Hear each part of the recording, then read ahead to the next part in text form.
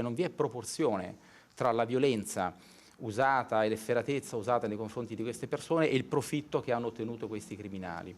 Perché parliamo di due giovani che per pochi spiccioli, quindi per qualche oggetto di oro, fede nuziali, entravano con la forza nelle abitazioni, minacciavano queste persone di morte con oggetti appuntiti, con coltelli, usavano violenza anche fisica nei confronti di queste persone e non c'era pietà per nessuno.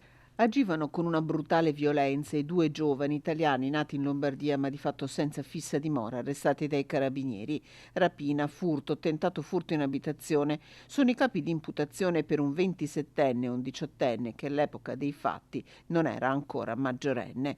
Una lunga serie di reati alle spalle, la crudeltà era il biglietto da visita di almeno 8 furti e rapine commesse in provincia di Padova, 5 nell'Alta Padovana tra maggio e giugno. Il 29 giugno l'arresto a Castelfranco Veneto mentre i due fuggivano dopo gli ultimi furti a Carmignano di Brenta e Fontaniva. Uno schema operativo consolidato.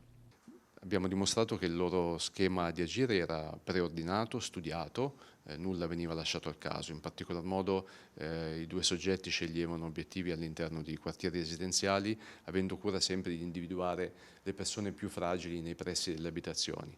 E una volta approcciate con una domanda assolutamente pretestuosa, cercavano di capire se la persona fosse effettivamente isolata, quindi senza nessun parente nei pressi o nelle vicinanze dell'abitazione. Facevano rientrare in casa la vittima, poi l'escalation di violenza. Sfondando le finestre o le porte si lanciavano addosso a queste vittime inermi, persone assolutamente fragili, senza avere cura assolutamente della loro condizione, cercando di portare via tutto ciò che riuscivano a trovare. Vittime che venivano poi bloccate anche in modo assolutamente efferato, persone disabili o con gravi difficoltà cognitive dovute anche all'età, che venivano afferrate per il collo o per le braccia e strattonate per tutto il tempo.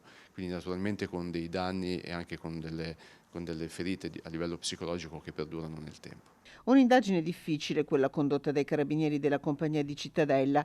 I due usavano infatti auto intestate a prestanome ed erano molto mobili in tutto il nord Italia. Difficile anche l'ascolto delle vittime che spesso non erano riuscite neppure a chiedere aiuto e venivano trovate molte ore dopo sotto shock dai figli.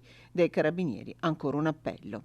Fare attenzione a chi si ha davanti, cercare sempre di riconoscerlo, non fidarsi mai delle apparenze, accertarsi bene della persona, deve essere una persona che si è già vista, una persona conosciuta, se si hanno dei dubbi chiamare sempre il 112.